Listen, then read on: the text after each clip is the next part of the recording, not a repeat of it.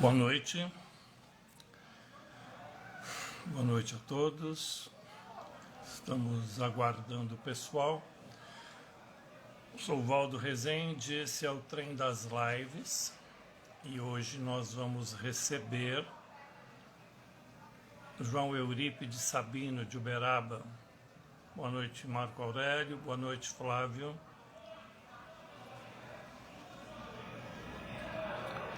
Boa noite, Priscila Viotto. Um prazer recebê-los aqui. O Trem das Lives é uma iniciativa do Fernando Brengel e minha. Nós estamos desde outubro, portanto estamos no 7º mês, não é? Da nossa live. O João Sabino já está aqui e eu vou convidá-lo para entrar.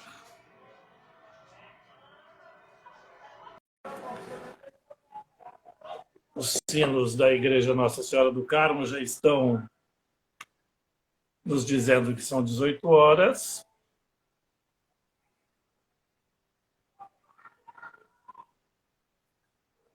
João Sabino, estou te aguardando. Boa noite, Valcenis. Boa noite, Joyce Lima.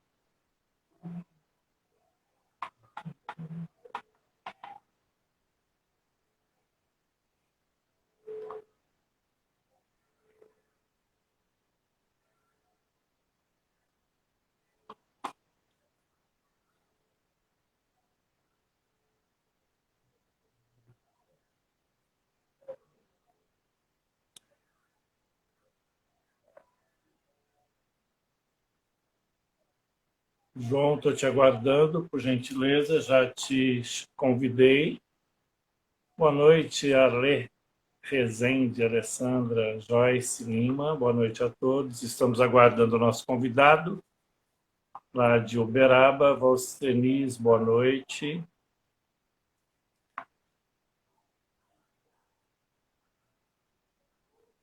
João Eurípides, por favor, fala um oi aí para mim nos comentários para que eu possa convidá-lo novamente, porque não está dando certo por enquanto.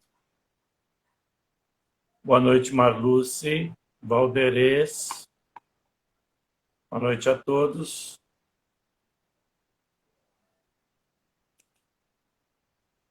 Romáschio, boa noite. Rosângela. Aguardando aqui João Eurípides.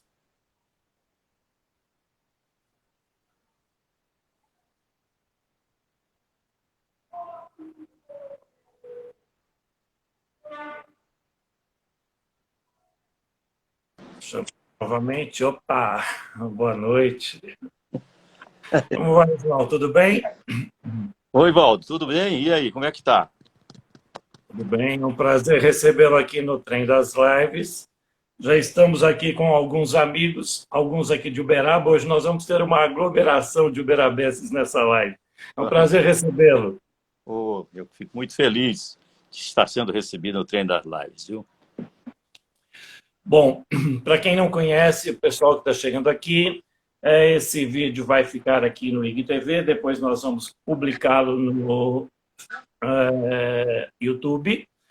O João Eurípides Sabino é escritor, articulista, cronista, presidente da Academia de Letras do Triângulo Mineiro, e nós nos conhecemos de uma maneira muito particular e muito emocionante, porque o João há muitos anos escreveu sobre meu pai, Felisbino Rodrigues Rezende, foram amigos, nós não nos conhecíamos e eu fui conhecer o João pessoalmente, né? Eu só conheci o João de textos da emissora, ele, né, também faz crônicas na Rádio Sete Colinas, e eu só fui conhecê-lo através da Marta Zednik, né, que nos apresentou, ao qual eu agradeço desde já.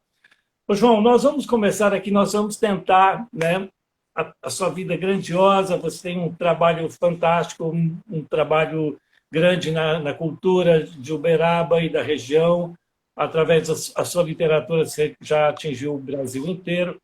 Né? Nós vamos tentar, nessa 1 hora, fazer um painel aqui da sua vida, fazer um perfil, né, da pessoa. Eu queria começar falando da sua infância. Né? Você nasceu em Uberaba, você morou no bairro São Benedito. Como foi sua infância, por gentileza, sua formação profissional, os seus primeiros contatos literários? Rivaldo, mais uma vez o meu abraço.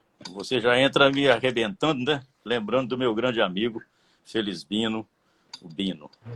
E hoje fiz uma reflexão de ver, né? O que significa uma amizade incubada.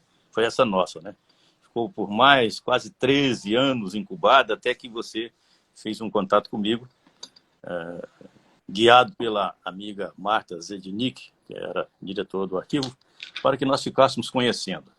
E aquela crônica que eu fiz, né, por eu ter visto o convite de missa de seu pai e de mais outros 2 amigos, aquilo me comoveu, eu fiz uma crônica e você guardou, e esse tempo passou, parece que foi até melhor, porque quando nós nos encontramos, deu no que deu e está dando no que está dando, né?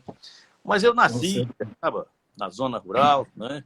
Vim para a cidade aos 2, 3 anos, e aqui, felizmente, fiquei, só voltei na zona rural a passeio, né? Meu pai foi aquele que olhou para o firmamento e disse: eu vou para a cidade encaminhar os meus filhos.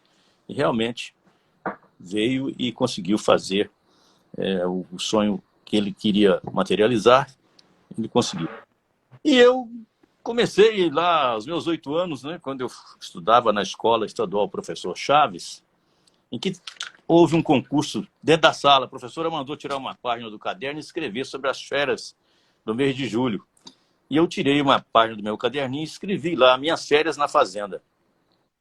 Olha. E essa página foi aprovada, né, pela comissão julgadora lá, deve ter sido só ela mesma, né, em casa, e depois trouxe na semana seguinte, e aquele texto que eu fiz entrou para ser apreciado por toda a escola, né, e concorrer com toda a escola, aliás, e acabou vencendo, ganhando em primeiro lugar. E eu me lembro, então, desse texto ficar lá no mural da escola, os colegas até ficar na pontinha do dedão do pé para poder ler, né?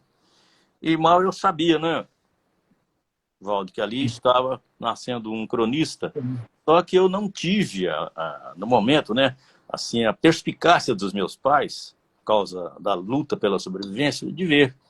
E talvez eu não estaria aqui se eu tivesse ido para a literatura, não estaria aqui como engenheiro, que eu quero dizer, né? Depois, os caminhos mudaram, e eu fiz, então, engenharia civil, depois engenharia de segurança, e fui mexendo, fui indo, e encontrar com a literatura foi uma coisa que, você sabe disso, você tem essa cumplicidade com as letras também, como eu costumo falar, né? Não adianta você fugir, porque as letras vão te encontrar mesmo, não adianta, né? Elas ficam palpitando até que chega o momento.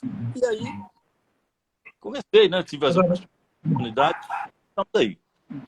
João, dessas suas primeiras incursões literárias aí na escola, aliás, aquela minha irmã que foi conosco, foi comigo para a gente te conhecer, a Valcenice, ela começou a carreira dela licionando do professor Chaves. Olha só. Mais lindo. De uma forma ou de outra, a gente está sempre próximo. Você se lembra, assim, o primeiro escritor que te interessou? Né? Qual o primeiro, assim, na escola a gente costuma ler José de Alencar, Rui Barbosa. Qual foi o primeiro escritor que te eu vi que foi o Olavo Bilac, né? Com os seus... Você sabe que eu tenho, assim, uma tendência poética muito grande. E aqui foi comigo, né? Foi falando comigo e tal. E depois tive contato com o Machado de Assis também, que foi um menino que me inquietou muito, né? Evidentemente, por causa da origem que ele teve, né? Os percalços, as dificuldades, né? Então, e aí eu fui me enveredando, devagarzinho, né? Passo por José de Alencar. Eu tinha umas professoras do time da sua irmãzinha lá, né? E gostavam de fazer a gente criar o hábito da leitura. E aí foi que a gente adquiriu esse hábito praticamente um pouco assim, meio forçado, porque marcou tarefa, você tem que ler. E depois isso foi desenvolvendo, foi ficando natural, e eu me apaixonei pela escrita, e de forma que eu estive compulsando uns cadernos meus lá no tempo de ginásio, uma coisa assim, e encontrei lá coisas que eu escrevi, né? No caderno, por exemplo, de português. Eu tive um professor, você deve ter conhecido ele, o professor Ademar Agrelli, a quem aqui eu Sim, claro. rendo aqui as minhas homenagens, né? E ele dizia, se você quer aprender a escrever, leia, leia e leia. Senão, nada feito. E aí, um mestre falando assim comigo, o que eu pude fazer? Seguir o conselho dele, né? E por onde eu passei, eu deixei alguma coisa escrita, sabe, Walter? Está tranquilamente. Eu tive vários setores da vida onde eu passei, procurava deixar frases escritas, sabe? Dar uma de pensador, né? Quem sou eu para dizer assim?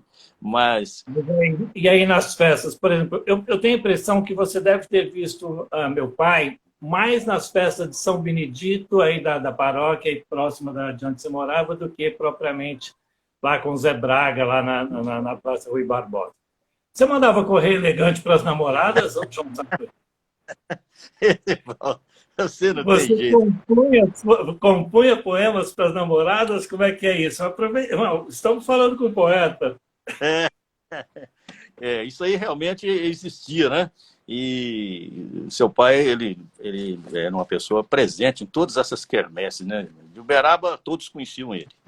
Não é porque eu estava na sua presença, não, Walter, mas é uma das pessoas que Uberaba não esquece, sabe? Da minha geração, por exemplo, eu já tive a oportunidade de tocar no nome dele, então ele é conhecido em diversas paragens brasileiras por aí, porque lá onde tem a minha geração que eu falo, as pessoas lembram. Mas aqui na Igreja de São Benedito, que coincidentemente eu moro a minha casa é encostada na parede da Igreja de São Benedito. Veja só, né?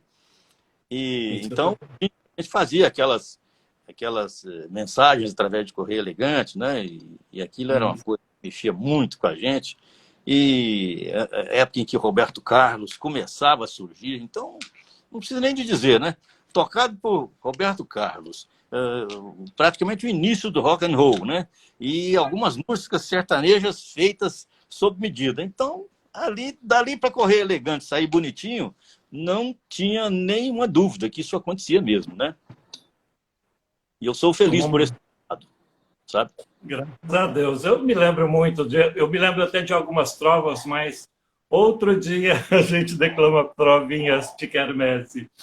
Ô, João, é o seguinte, eu acho que no nosso país é comum, raramente, a gente encontrar um escritor que viva unicamente do seu trabalho, né? Se a gente pensar até no Carlos Drummond de Andrade, trabalhou a vida inteira, Guimarães Rosa, né? Só para ficar nos mineiros, né? Que sempre tiveram outro trabalho. E aí você veio a trabalhar como engenheiro. Como foi essa escolha, né? Como foi esse processo, essa caminhada profissional? Valder, você falou uma coisa muito interessante aí mesmo. Os escritores que vivem, vamos dizer assim, né, analogicamente, da caneta, são raros no Brasil. Você ter uma ideia que Uberaba tem o escritor João Humberto Henriques, e já chegou à marca dos 170 livros escritos. Então, hoje talvez seja o recordista absoluto em número de livros e de conteúdos excelentes. Mas ele não vive de livros. Ele é médico, cardiologista e defende a sua vida através da medicina. E você falou aí expoentes, né, da nossa literatura, né, que você não quer proteger a nós mineiros, mas realmente, né, você esqueceu de falar no Fernando Sabino aí, né, o parente aí, né, é outro. Então... o Fernando Sabino foi a primeiro que eu tive esse processo, né, de ter sido orientado por bons professores e comecei a ler muito cedo na minha casa, né? Mas o primeiro escritor que me fez apaixonar realmente por literatura foi o Fernando Sabino, e eu li o Encontro Marcado umas 30 vezes, no mínimo. É demais, né? É demais. E eu posso dizer o seguinte, que eu tive uma oportunidade rara na minha vida, foi quando ele esteve aqui em Uberaba na década de 80, eu lecionava na Universidade de Uberaba, e então eu recebi um bilhete do acadêmico Mário Palmério, né, que era o reitor da universidade, dono da universidade. Você esteja no auditório tal, assim, assim, às tantas horas, no dia tal, que o seu parente, Fernando Sabino, vai estar lá para fazer uma palestra. Bom, ordem é ordem, né? Bom, eu não tinha noção de quem realmente eu iria receber. Eu sabia que era um autor de livros e tal, mas quando estou na porta do anfiteatro com mais de 120 alunos, eis que chega Fernando Sabino, acompanhado de um colega, Januário Molinero Neto, que era membro da imprensa também, e eu tive o prazer de assistir a palestra de Fernando Sabino ao lado dele, porque ele foi lá para a mesa, né, dos trabalhos, e eu assentei do lado dele. Eu ia sentar junto com os alunos, ele falou, não, vem sentar aqui junto comigo. Você é meu primo, rapaz. Ô, Valdo, peraí. Fernando Sabino. E depois chega Mário Palmério, rapaz, e também vai sentar do lado dele. Quer dizer, eu fiquei de um lado, Fernando Sabino do outro, e Mário Palmério. Ô, Valdo, eu tinha que assimilar alguma coisa. Vamos. Muito bem acompanhado. Pois é, vamos lá. Eu tinha que assimilar alguma coisa. Só que a dificuldade no momento, eu não tive a perspicácia de bater uma foto, né? E ele não estava vendendo livros, não, um autógrafo dele, por exemplo, né? Do Mário Palmério eu tenho, inclusive, livros dedicados por ele, né? E tem bilhete do Mário Palmério me solicitando trabalhos e tal. Mas a nossa terra mineira realmente, né, marca por grandes vultos da literatura brasileira, né? Você falou Carlos Drummond de Andrade, meu caro João Guimarães Rosa, cuja cidade eu fui conhecer, Cordesburga, o ano 2019. A gente vai falar assim, tem que tomar cuidado, senão você fala que foi 2020, e não foi, né? Tive lá no Museu Guimarães Rosa, vi tudo sobre ele, vi início. Então, né, nós temos realmente... E a gente, para ser influenciado por esses escritores, é muito fácil. Porque o palavreado dele cai dentro do que a gente gosta, né? O que eles falam, né? O nós faz, é mesmo. Então, é fácil de assimilar, né? Mas, Valdo, eu não estou aqui para falar, eu estou aqui para ser questionado, e você que é o dono da questão. Então vamos lá, como é que foi o seu processo de se encaminhar então para engenharia, né? Você foi fazer, como é que fala, engenheiro e depois você veio a trabalhar como auditor, é isso? Exatamente. Na verdade, a minha vontade era de ser oficial aviador da Força Aérea Brasileira, porque eu tenho alguns parentes, aquilo ali influenciou muito. Eu fiz concurso, fui aprovado, né? Mas só que as vistas, pode observar que eu estou de óculos aí. Então, já naquela época, o candidato a ser piloto não podia ter uma determinada quantidade de graus lá, de miopia. Aí eu tinha opção, ou seria oficial de terra, né? Intendência, mecânica, outras coisas, infantaria, ou então partiria para não entrar na escola. E eu tive essa opção. Eu vou fazer engenharia mesmo. Estava vindo de um dos colégios mais requisitados na região, que era o Colégio Dr. José Ferreira, e fui aprovado em boa classificação no vestibular. E aí, você sabe, Walter, a vida tem 10% de inspiração e 90% de transpiração, né? E daí surge a pessoa que tudo que vai fazer faz bem feito, porque faz com gosto, faz com afinco, com dedicação. E eu sou esse, não sou esse modelo, não, mas eu sou desse jeito. E aí fiz o curso de engenharia, né? Conquistei a confiança da universidade, dos professores e tal, e aí chegou o último ano, já estava praticamente empregado na universidade como professor e também aliado aos professores de engenharia da cidade. Abri meu escritório e fui desenvolvendo a minha atividade e construindo e administrando obras, mas eu via que essa parte de engenharia civil não era o meu fraco. Eu queria algo mais. Aí eu me especializei na área de perícias de engenharia. É aquela área que você prepara com seus trabalhos a plataforma para o juiz dar a sentença. É aí que surge o perito, né? Porque esse profissional, infelizmente, fala-se pouco a respeito dele, é o que dá realmente a chancela, praticamente prepara metade da sentença do juiz, numa ação que é pertinente à presença do perito, metade dela é citar o que está no laudo. Então você veja a responsabilidade. Eu, então, acostumei a essas coisas sérias, né? Sem dizer que, quando eu era criança, eu fui guarda-mirim em Uberaba. Estou esquecendo disso, né, Valdo? E fui o primeiro comandante dessa guarda-mirim. Me lembro do seu Bino assistindo a nossa parada de 7 de setembro, ali na Praça do Barbosa, na esquina. Olha só, Valdo, que você mexe comigo demais, né? E então eu vinha vindo de um ambiente muito sério, que você tem uma função que representa a lei, né, como guarda-mirim. Era um lado mais assim, de trânsito, policial e tal. Bom, depois eu chego lá na engenharia, vou mexer com perícias, aí que precisa também de uma pessoa séria. E o juiz, então, os juízes da comarca de Uberaba me deram muita oportunidade. Daí eu fiz concurso para ser auditor federal do Ministério do Trabalho, auditor fiscal. Fui, eu não gosto de falar dessas classificações não, porque isso aí não é o caso, mas eu fui bem classificado em Minas Gerais e tive a opção de ficar em Uberaba mesmo, né? Quer dizer...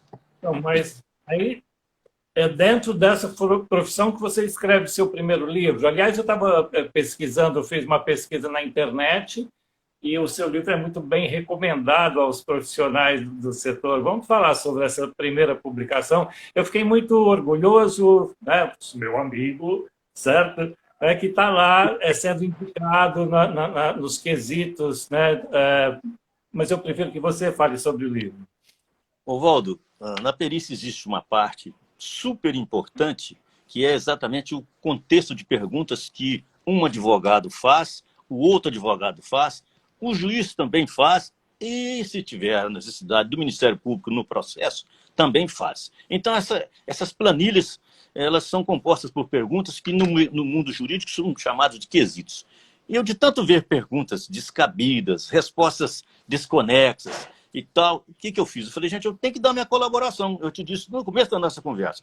Por onde eu passei, eu sempre tive condições de colaborar e deixar escrito alguma coisa. E esse livro, Quesitos nas Ações Possessórias, surgiu assim. Me lembro que eu comecei a escrever numa manhã e escrevi assim, estou começando a escrever um livro sobre quesitos, sobre as perguntas dentro de um processo. Espero que eu seja feliz na concepção desse trabalho. E aí fui. Resultado, esse livro foi editado em 22 de dezembro de 1987.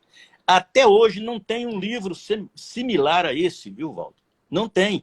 Eu não sei o que é que os colegas acham, eu não sei se é preciso ter um pouco de ousadia, né? E que eu sempre fui ousado também, no bom sentido, mas eu nunca me faltou coragem. Esse livro está aí em São Paulo, Valdo. A editora Leude está com ele já na forma para reeditá-lo, e inclusive vai entrar como parceiro meu, um colega de Santa Catarina, engenheiro José Aragon, que vai entrar com uma parte de engenharia ambiental. E é um livro, realmente, você disse que é um livro recomendado. Eu, há pouco tempo, fui fazer uma incursão nos sebos do Brasil, encontrei R$120 o valor do meu livro. Falei, não, eu já comprei vários meus no sebo, mas esse aí eu não vou comprar não, porque eu tenho aqui no escritório. Mas, realmente, não é porque foi eu que fiz. Isso eu tenho humildade de dizer. Perguntas todos podem fazer, Walter. Todos podem fazer. Mas aí tem um componente nesse meio que só com os pés no chão para fazer isso. E eu coloquei toda a minha experiência em cima desse trabalho. E os juízes até hoje me cobram. Juízes que já se aposentaram, você tem que editar esse livro. O mundo jurídico precisa disso. Eles até criticam, inclusive, né, atualmente, como está a nossa segurança, entre aspas, jurídica no Brasil, e dizem que o que está acontecendo é porque tem perícias que às vezes estão deixando a desejar, as sentenças saem também deixando a desejar, e os destinos das pessoas ficam deixando a desejar. Por quê? Porque a sentença às vezes saiu de uma forma que não deveria ter saído. E quem é que fez esse preparo para essa sentença? Foi o perito. Então é uma especialidade que hoje eu parei, pendurei as chuteiras. Não faço mais. Porque eu parei no momento, sabe, quando a curva vai lá no ponto, lá em cima, eu parei naquele pontinho lá, pendurei as luvas, se é que eu tinha que usar luva de boxe, pendurei as chuteiras, mas eu tenho, viu, Walter, para terminar com esse assunto, senão nós não vamos acabar com ele, eu tenho do primeiro laudo que eu fiz, em 1976, em fevereiro, até o último que eu fiz em 2015, guardados. A minha obra está toda guardada, não joguei um rascunho fora. Esse é o meu, é a minha síntese que eu faço. É o seu legado profissional.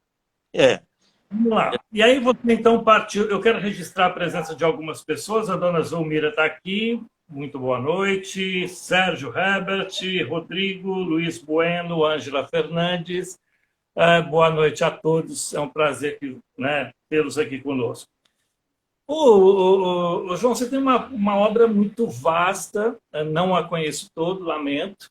Espero ter a oportunidade de vir a conhecer mais, de preferência toda. Mas daquilo que a gente conversou, eu selecionei aqui 3 obras para a gente comentar do seu trabalho. Aí agora já o escritor, João Eurípides Sabino. Nós vamos começar pela Pomba da Paz de Uberaba, que me parece esse tema eu escolhi para iniciá-lo, porque já lá na juventude você já se deparou com essa questão e que veio a desenvolver em livro, é isso? Sim, Walter. Exatamente. O que me aconteceu poderia ter acontecido com qualquer pessoa. Mas eu já te disse outro dia, né, Walter? Não é você que escolhe as missões que você vai cumprir. São elas que lhe escolhem. Então, eu, passando perto de uma caminhonete que tinha um mapa da prefeitura sobre o capô, tinha algumas pedras em cima, porque o vento estava muito forte. Então, ali os topógrafos da prefeitura estavam demarcando o pátio de um posto, em cujo eu trabalhava nessa época. Eu tinha 17 anos de idade. E eu olho em cima do mapa de Uberaba, num relance assim, eu identifiquei que tem o desenho de uma ave. Desenho de uma ave, formado por ruas e avenidas. Eu olhei bem naquilo e falei, será que eu estou vendo isso mesmo? Não, não é possível. Eu acho que eu estou com bicho de goiaba, como diz o menino, bicho de goiaba na cabeça. Goiaba. Lá para minha sala, voltei, fiquei na porta, fui lá de novo, me sentei na cadeira. Será? Eu vou lá fora de novo ver aquele negócio lá. Fui lá, chego lá, olhei bem, aí eu segui direitinho, fui olhando, rapaz, mas é o desenho de uma ave. É uma ave pousada num galho. Esse galho chama-se Avenida Deputado José Marcos Xerém, entendeu? E ela foi formada pela ferrovia que chamava-se Rede Mineira de Viação.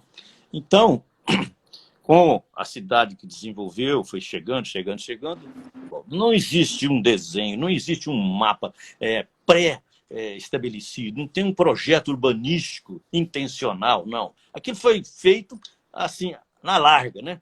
E desenhou essa ave. Muito bem. Eu guardei esse segredo por 40 anos seguidos, sem falar com ninguém, com meus pais, né? Com na época, minha namorada, Zulmira, né?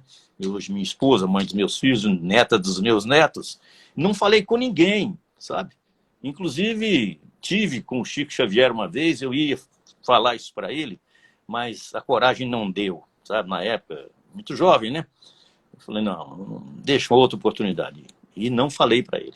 Resultado, fui compilando esses dados e dei a conhecer para um amigo que você conhece, que é o jornalista, escritor César Vanucci, reside em Belo Horizonte, é uberabense, e ele então disse para mim, João, a partir de agora você não é dono mais desse segredo. Você falou ele para mim, agora você tem que revelar ele ao mundo. Então, Walter, essa nossa Pomba da Paz, que passaram a chamar, né? Hoje ela é troféu, ela é música, é peça teatral, entendeu? E tem uma série de outras coisas, medalha e tal e tal. E eu me sinto na posição de cobrar a minha cidade de Uberaba para que esse desenho seja mais divulgado no sentido institucional, entendeu? Porque nenhuma cidade do mundo, pelo que eu saiba, tem um desenho tão explícito. Esse moço que você falou o nome dele aí, ó, Sérgio Herbert da Fonseca, advogado, criminalista em Uberaba, trabalhou comigo, não é, Sérgio? E aí eu não falei. Ele trabalhou comigo e eu não falei isso para ele. E no ano de 2006 é que eu dei a conhecer essa figura, e ele já não mais trabalhava comigo. Ele ficou sabendo depois disso. E, inclusive, nós temos boas conversas a respeito disso. E eu tenho certeza que ele deve pensar assim, por que eu não fui digno para esse homem falar isso para mim? Não falei, sabe? Oh, por quê? Você vai perguntar para mim, por que foi que você não falou? Ô, Valdo, as pessoas são muito críticas, são muito irônicas.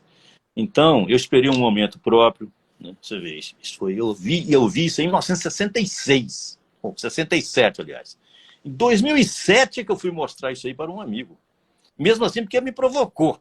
Ele falou, você tem que ir em Machu Picchu, no Peru, sobrevoar para você enxergar as figuras que tem nas montanhas e tal, né? Você vai ver lá, tem leopardo e tudo. E ele foi me instigando, instigando. Eu falei, meu Deus, será que é hoje que é o dia que eu devo falar sobre esse assunto? E não deu outra. Quando ele acabou de falar, ele falou, César, eu tenho um segredo para te contar. Ele falou, qual que é? É que no mapa de Uberaba tem um desenho de uma ave, assim, assim, assim, assim. E ele disse, me mostra isso. Eu fui com ele ao meu escritório, chego lá, tinha mais de 40 mapas de Uberaba, eu peguei a caixa, que o Sérgio Herbert conhece essa caixa lá.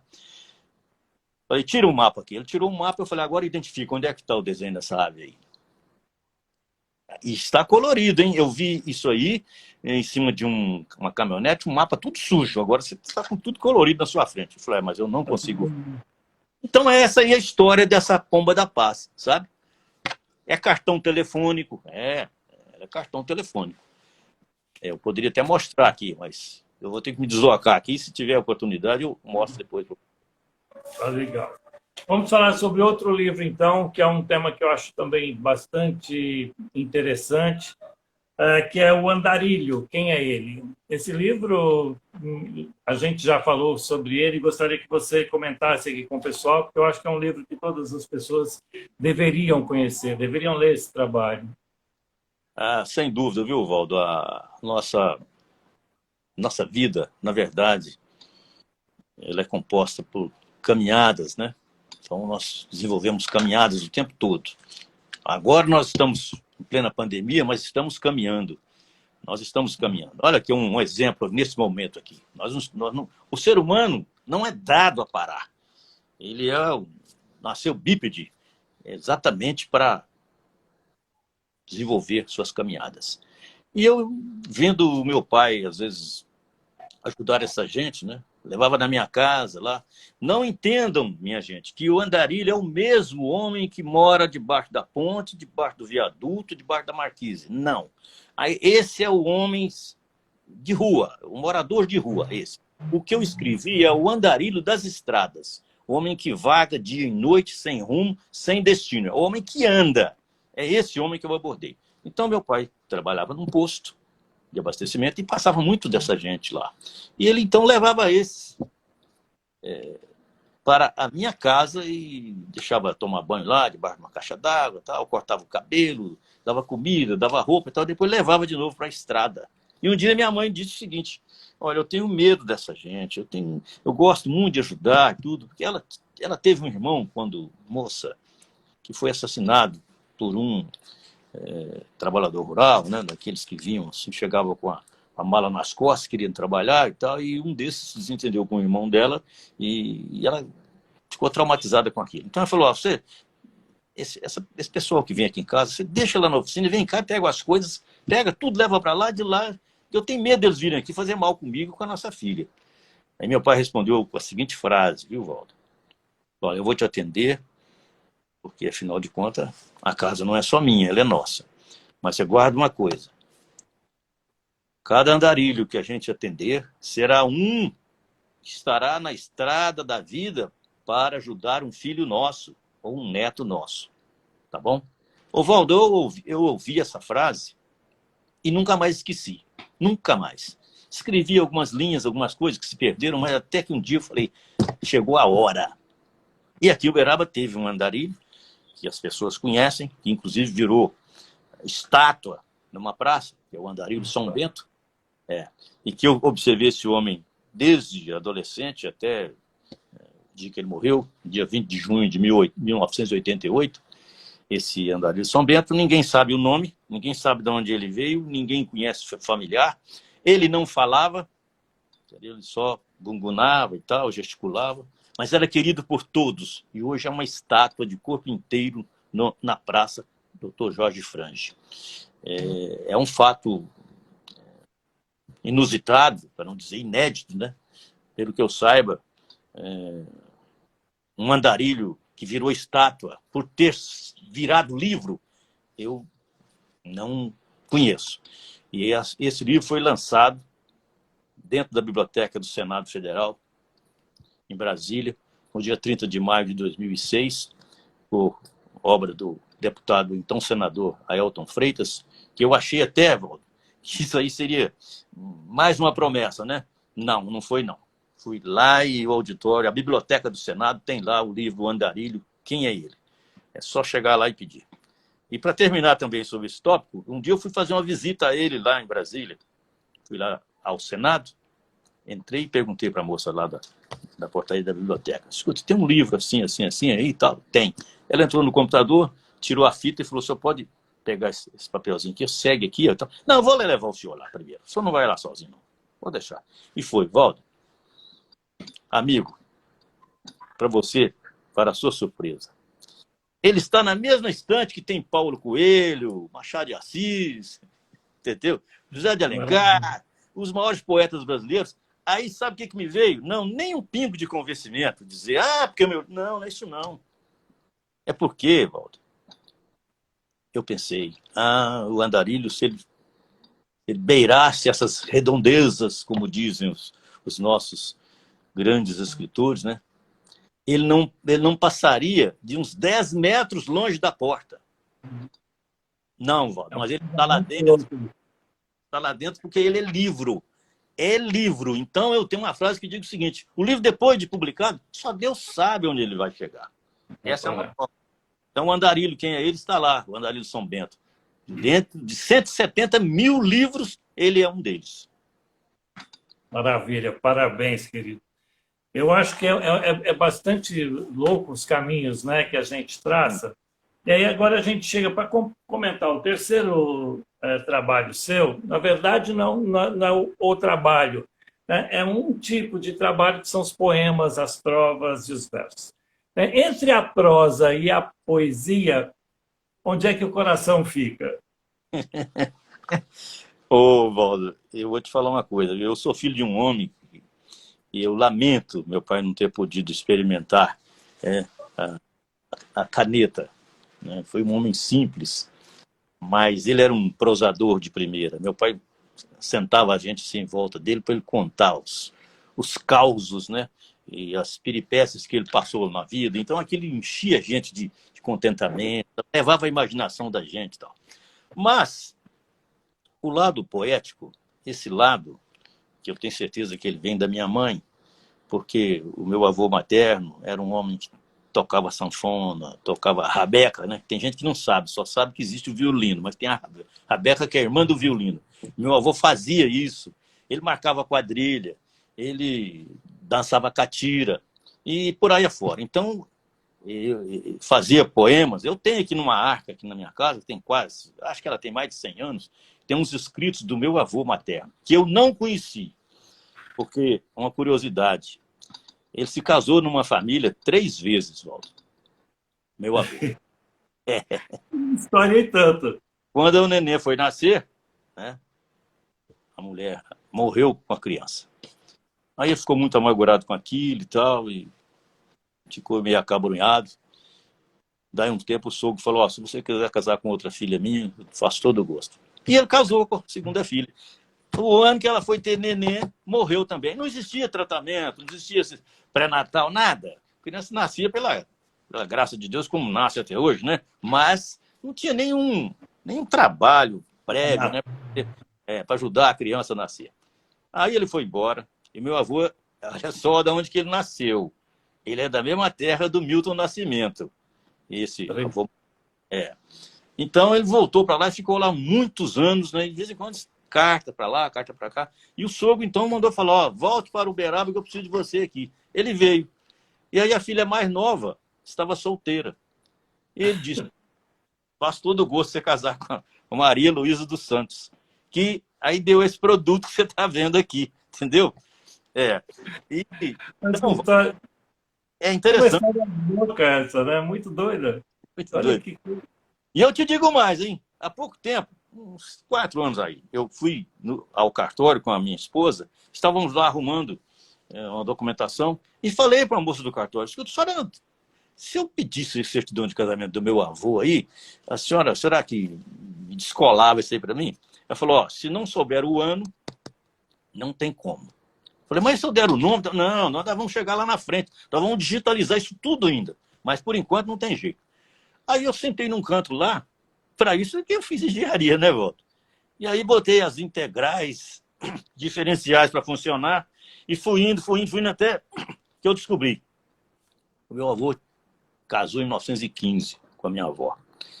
Aí cheguei ao balcão, falei com a moça. Falei: ó, só falou comigo que eu deveria descobrir o ano. 1915 a 1916. Ela falou assim para mim: se for 1915, tem um livro aqui em cima, aqui, ó. Eu mexi nele ontem. Walter, eu vou te contar. O pessoal vai... Nós somos mineiros, então nós podemos falar. Eles vão me trucar. Sabe o que é trucar? Sei, Truco. pá, em cima da mesa. Aí ela falou assim comigo: esse livro aqui é de 1915. Pega ele aqui, dá uma... Ô, Valdo, eu pego o livro e abri em cima da página do casamento do meu avô. Último casamento. Tá? É. Isso eu fico até emocionado para te falar isso, porque eu falei: como que pode um negócio desse? Aí lá está lá, Olímpio Felipe de Araújo, né? Nascido e tal, 1800, não sei quanto, lá e tal, e tal. Viúvo de fulana de tal e fulana de tal. Que eram irmãs da mulher que tinha casado. Entendeu? Então, aí eu peguei uma certidão do cartório e mandei cópia para todos os netos, até neto que estava encomendado para nascer, ganhou de presente esse documento. Entendeu? Então, esse lado poético meu aí, ele é muito forte. E interessante, você tem recebido algumas coisinhas que eu te mando aí. O poeta tem uma coisa, né? Qualquer coisa é qualquer coisa capaz de mexer com ele. Então, eu tenho para publicar aí uns 3 livros de poemas, né? Em que eu boto a alma mesmo para funcionar. O coração chora bonito mesmo, sabe? E gosto de umas coisas também que eu não te falei para você, né? Eu sou chegado, assim, muito de perto ao meu ídolo Tião Carreiro, né? Que é o mestre da viola, que Deus deixou chegar aqui, veio, deu o recado e voltou sem deixar a forma, né? Como é que faz um igual, né? Então, nós homenageamos Tião Carreiro em Uberaba, tem uma praça com o nome dele aqui, né? Mas você me perguntou, né? Esses dias mesmo eu fiz um poema aí que saiu na revista Convergência da Academia, né? E foi um pássaro, né? Que se arriscou completamente, né? Mas esse você vai declamar a gente daqui a pouco, certo? Ok. Antes a gente vai voltar aqui agora, porque assim, o João tem né, para quem está chegando aqui agora, Fernando, Barleta, Mariá, o Sérgio está dizendo que tem o seu livro é excelente, ele tem o seu livro com dedicatória e tudo, parabéns. Né? E Marco Aurélio Bicalho também aqui está presente, boa noite a todos. Você fez trabalhos extraordinários aí na cultura, né, regional, articulista, né, conselheiro do patrimônio histórico, membro deixa eu pegar aqui a minha colinha normal, tranquila aqui, membro da Academia Municipalista de Letras de Minas Gerais, né, fundador e primeiro presidente do Fórum Permanente dos Articulistas de Uberaba e região. Parabéns pela sua vida, pela sua trajetória, mas eu, inclusive por questão de tempo, eu quero priorizar o seu trabalho na Academia de Letras do Triângulo Mineiro. Estamos tendo a honra, o Fernando Brengel, que não pôde estar aqui nesse dia de hoje, ele está me mandando recados aqui pelo WhatsApp enquanto eu falo com você.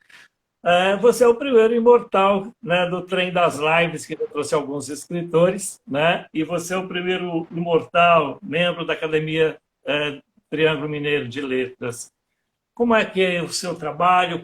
Aliás, eu vou aproveitar para dar um mote para a sua fala, comentando o artigo que você escreveu nesse último livro, nessa última número da revista Convergência, o primeiro digital, em que você fala, né, do Dr. José Rodrigues de Rezende.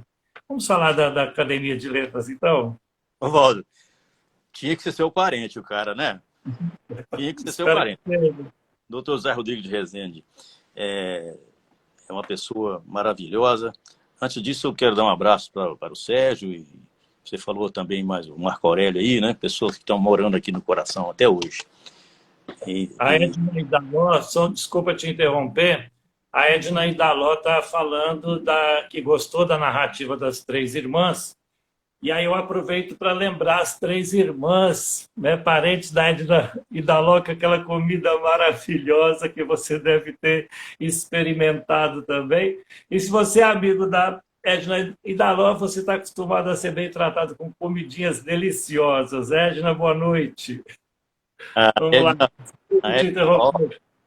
Edna, essa pessoa é maravilhosa. E as três irmãs, né, donas do restaurante Três Coroas, algumas vezes a gente acabava de comer, a que tivesse acordado na madrugada, Badia, ó, posso passar depois para acertar aqui? 5, 6, a que tinha acabado de comer, vocês mandam, passam depois e pagam. Então, eram pessoas desse jeito. Agora, você vê, para você avaliar a bondade dessas pessoas, nesse momento, dá para você saber que elas são pessoas de índole assim, maravilhosa, né? Ajuda de forma incondicional. Então, eu passo na porta do restaurante Três Coroas e o meu coração palpita, sabe? Porque tem um passado ali, uma história muito grande. Edna, ó, um abração para você. Mas, Ovaldo, você falou a respeito do José Rezende. Ele era um menino ainda, tinha 17 anos e era membro da União Estudantil Berabense. Tinha sido criada fazia uns 2 anos, mais ou menos. Isso aí, em 1953, tinha uma revista, a Revista do Estudante. E o doutor Zé, eu falo doutor Zé Rezende porque ele é advogado e foi meu chefe no Ministério do Trabalho, então eu o reverencio dessa forma. Mas ele escreveu um artigo, e no artigo, meu amigo Valdo, ele faz referência ao seguinte: os escritores do Triângulo Mineiro precisam de se congregar e trabalhar para criarem aqui a Academia de Letras do Triângulo Mineiro, onde serão mostrados suas obras, seus talentos. E eu cito, olha só o que o doutor Zé Rezende fez. Eu cito como exemplo fulano, fulano, fulano, fulano, fulano, fulano, fulano. Valdo, 9 anos depois, a academia foi criada e essas pessoas estavam à frente da academia. Veja só que o doutor Zé Rezende, ele enxergou atrás da montanha um menino, um mocinho, com 17 anos, prevê uma coisa que ele não tinha ideia de quando, nem se alguém iria assimilar aquela sugestão dele. Pois é, assimilaram e criaram.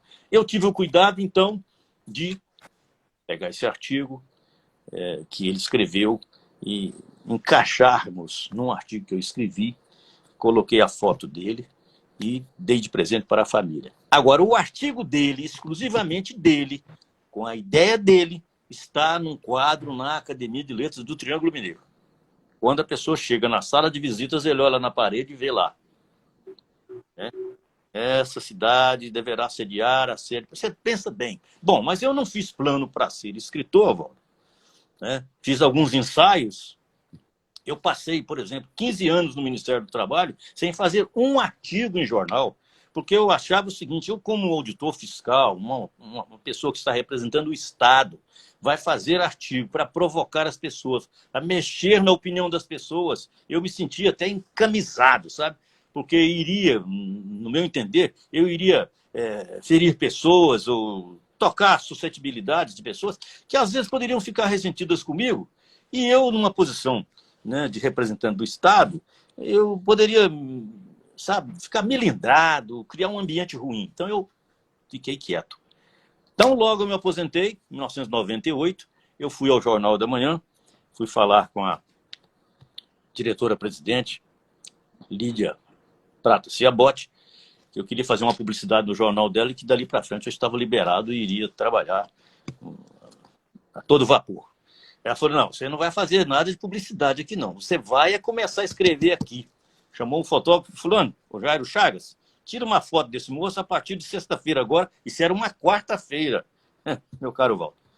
Aí você vai começar a escrever. Na sexta-feira você já vai escrever. E eu preparei, nem lembro, o meu artigo primeiro lá. Sei que foi sobre gratidão, é uma coisa assim. E saiu já na sexta-feira. Eu tive só 2 dias de prazo, que para mim foi um martírio, né? Porque eu estava parado. E dali já passaram 23 anos, completo agora em julho, toda semana um artigo lá. E esse do Dr. Zé Rezende, a família vai preparar uma solenidade, esse artigo que você viu aí, né? E vai colocá-lo diante desse artigo que eu fiz e homenageá-lo, né? E a academia realmente o homenageou, porque tem esse artigo dele na sala de visitas da academia. Acho que história não pode ser guardada, né? Você entrou para a academia em que ano? Eu entrei para a academia em 2008. Primeiro eu fui associado correspondente, né, que você tem todos os direitos do membro efetivo, todos. Porém, você só não pode votar e ser votado. Mas eu fiquei um tempo, uns 2 ou 3 anos como associado correspondente, e depois eu enfrentei uma eleição democrática, um voto, um escrutínio secreto, e tive uma votação que eu não esperava também, foi expressiva, e não fiz, como eu disse, plano para ser escritor, plano para ser acadêmico, plano para ser presidente, e já estou no 3º mandato, Valdo. Você veja só. Agora, o Tércio Sabino, você deve conhecer, o Tércio Sabino está me dizendo que de todos os títulos, que você recebeu muitos títulos importantes, mas o mais importante de todos foi ter se tornado o vovô João Sabino para o Antônio e o João. Vamos falar um pouquinho desses netos, aproveitar aqui. Vamos falar assim. Você leva, para quem está assistindo a live, eu estou na liberdade aqui tomando um café, mas quem tiver a oportunidade de visitar o João, assim que voltar, terminar essa pandemia lá na academia, será recebido com café e biscoitinhos e um papo maravilhoso. Foi assim que eu fui recebido, tenho certeza que é assim que você recebe as pessoas. João, vamos falar dos seus netos um pouquinho e a gente já volta para a academia, porque eu gostei muito do comentário do Tércio. Como é que é ser avô?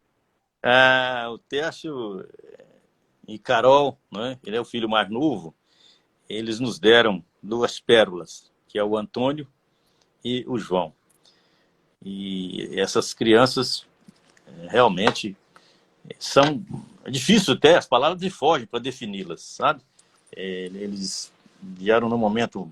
Eu sei que qualquer momento que chega os netos na vida dos avós são momentos especiais. Mas esses aí, sabe?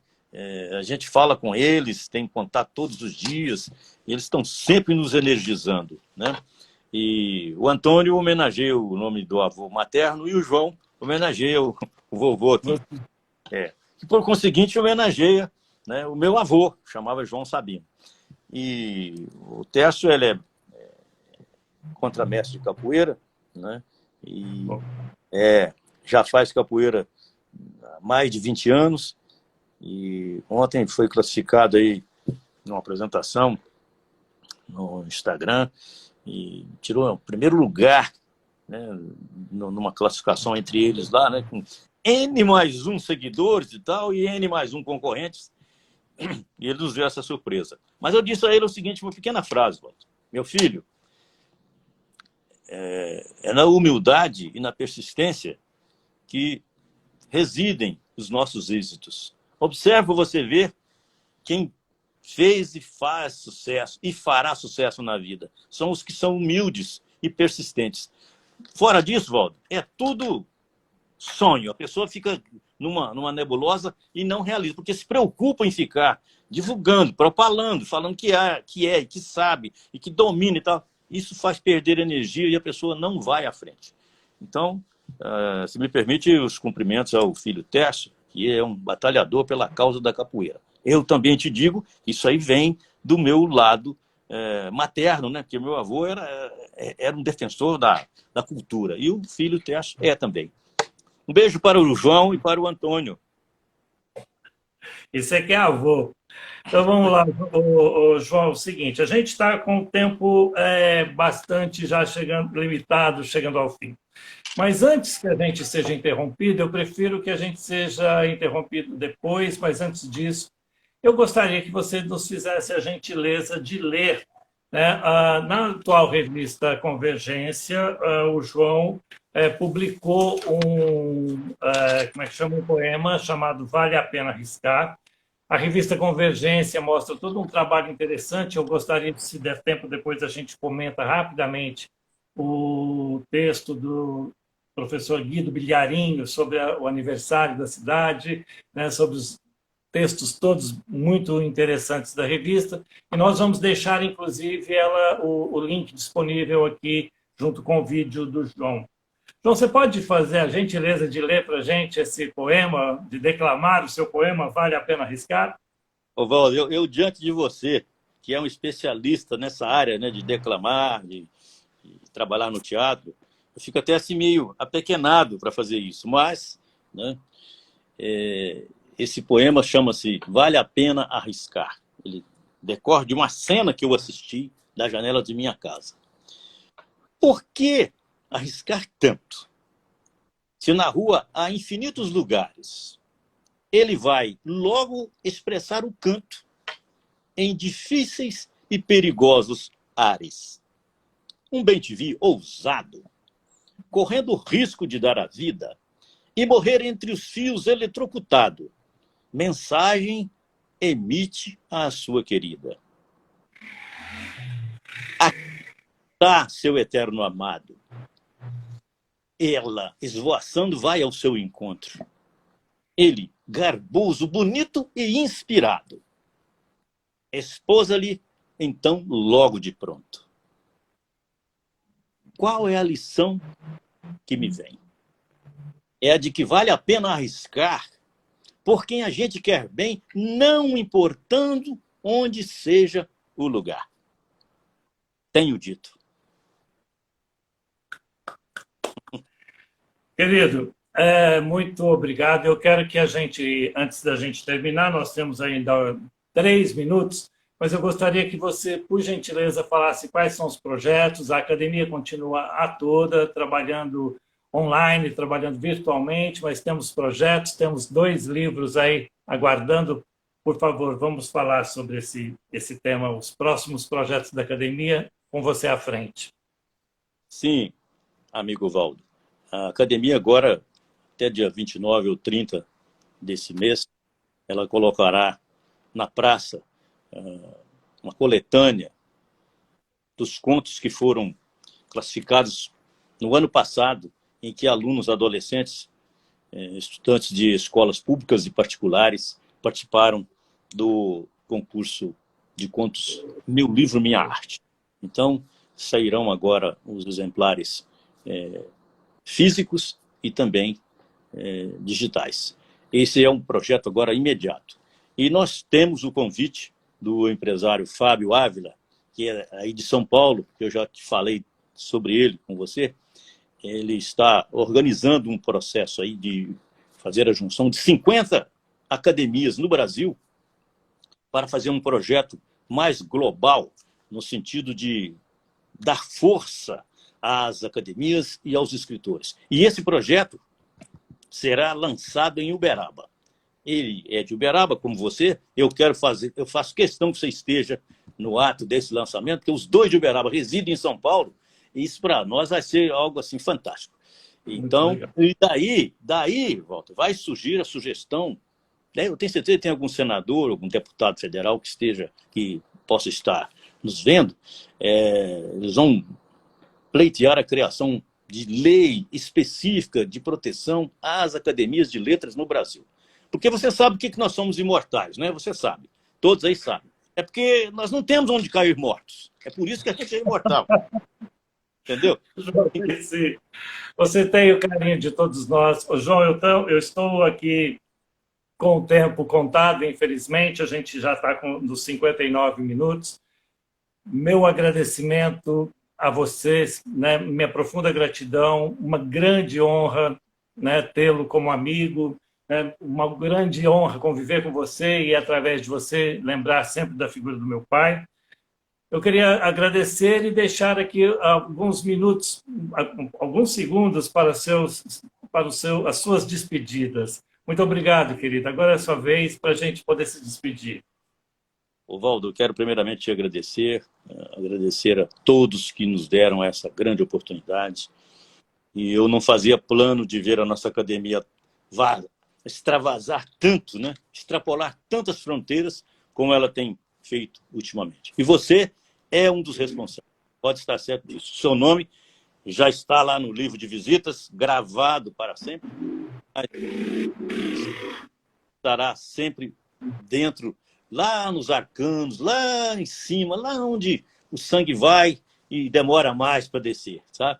E todos aqueles que tiveram participação aí estejam certos de que isso, para mim, é um motivo de muito estímulo. Porque ninguém, sem estímulo, dá um passo na vida. E eu ainda tenho muita coisa que caminhar, e eu espero, Valdo, que você esteja sempre junto, ombro a ombro comigo, tá? Se Deus quiser. Muito obrigado, boa noite. A nossa live vai cair, né? O tempo é implacável. Muito obrigado. Eu vou deixar esse vídeo aqui disponível e já te encaminho uma cópia dos comentários para que você possa ver com calma quem esteja presente. Boa noite, pessoal. Boa noite. Um grande abraço a todos de Uberaba. Um grande abraço a você. Um orgulho, né, para mim ter você aqui.